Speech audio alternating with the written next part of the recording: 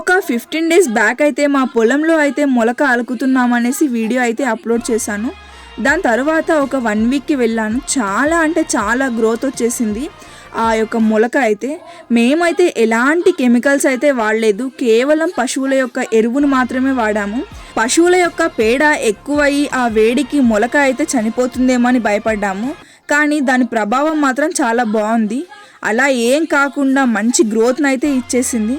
5 డేస్కి అయితే ఈ విధంగా ఉంది. ఇక్కడ చూపిస్తున్నాను కదా, ఇది వచ్చేసి 5 డేస్కే ఈ విధంగా అయితే ఉంది. రైతులు చాలా వరకు అయితే చాలా కెమికల్స్ యూస్ చేస్తున్నారు, దానివల్ల నేల సారవంతం అనేది తగ్గిపోతుంది. దయచేసి అలాంటివి ఏమి యూస్ చేయకుండా పేడను మాత్రమే యూస్ చేయండి.